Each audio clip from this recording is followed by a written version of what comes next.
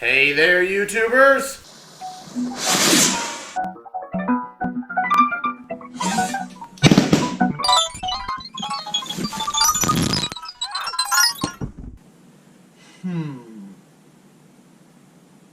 Oops.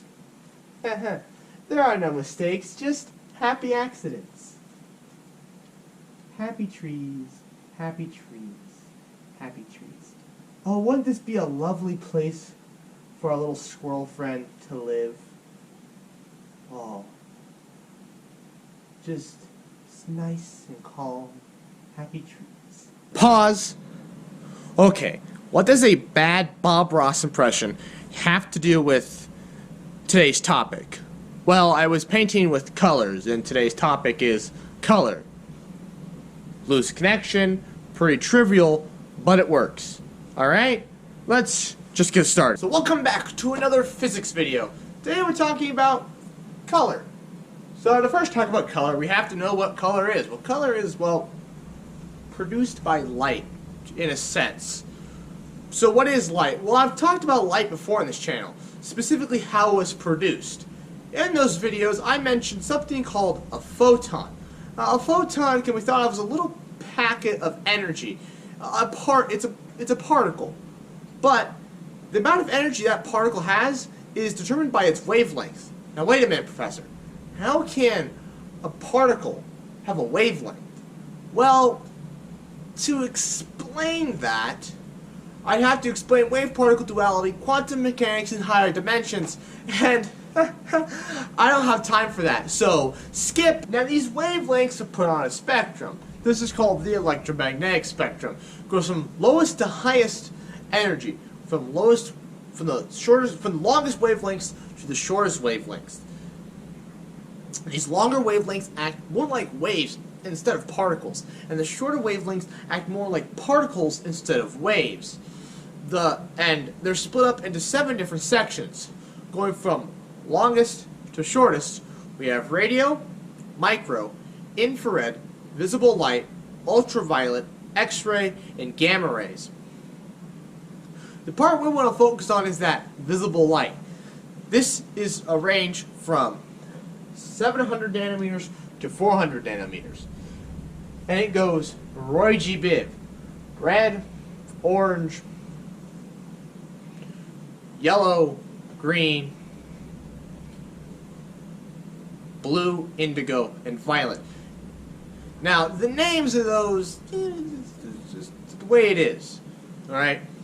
Now, I want to reproduce this, but let me show you. Now, there are 2 different ways of viewing the electromagnetic, the visible light spectrum.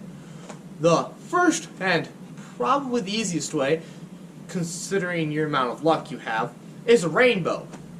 And I could reproduce a rainbow with a garden hose, and here's a picture of a rainbow, by the way. Now again, I could just go outside and use a garden hose, but A, it's 9:49 at night, and it's 45 degrees Fahrenheit. I don't want to go outside, so we're going to go the next easiest route. We're going to use the glass prism to separate the spectrum. So here we have my experimental setup. I have a flashlight in a box, a slit in the box, so it polarized the light, making a nice tight beam, and then we have a glass prism. The light hits the prism, it gets split off, and then here we're going to see Roy G. Biv in all of its glory. Now if I can have one of my assistants turn the lights off, we can show you it. Any minute now. Any minute now, please. Jeez, I tell you what, you can't get good health these days.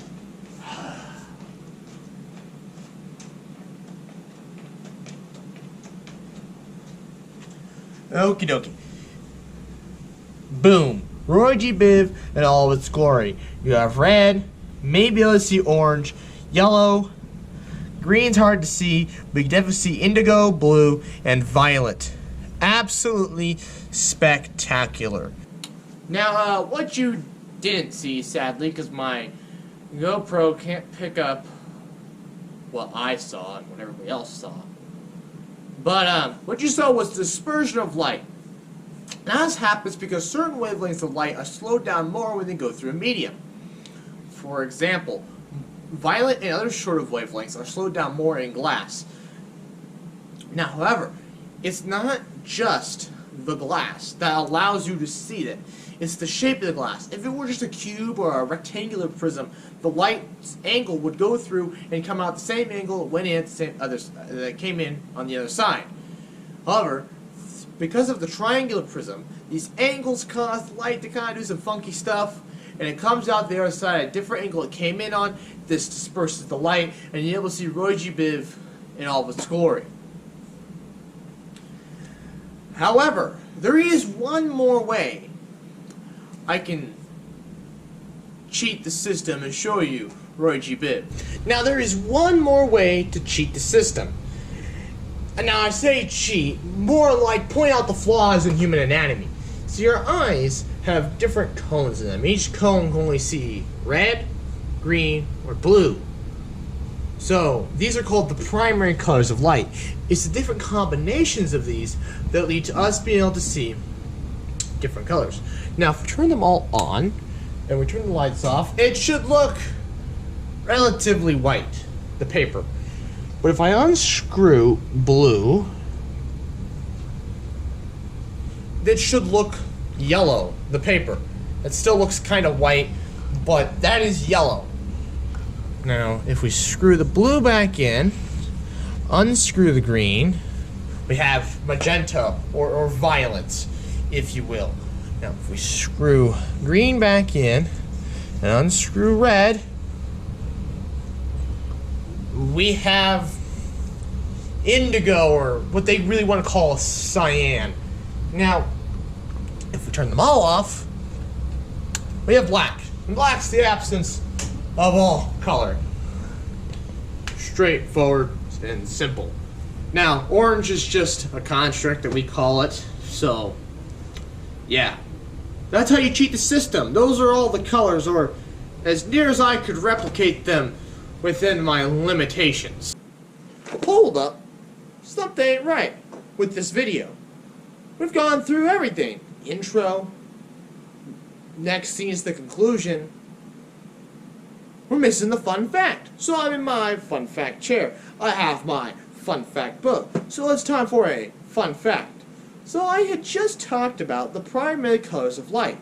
Well, the fun fact is those secondary colors of light are actually the primary colors of pigment. And the secondary colors of pigment are the primary colors of light. Now, isn't that just fascinating? And so that's color, the visible spectrum of light that we can all see. Now, there are some other stuff I have to talk about first, just here in the conclusion real quick. If you see a red object, that means it's absorbing every other wavelength but red. It's reflecting red. So the object itself isn't actually red. It's every color but red. And that's for basically everything else. And so when it comes to those combinations of colors I talked about earlier, same thing. If you see an object that's yellow, it's absorbing blue, but reflecting red and green. And various amounts of combinations. That's how you get orange as well. That's just a little more red, a little less yellow. Anyways, green, a little less green, not yellow. That was a slip of the tongue.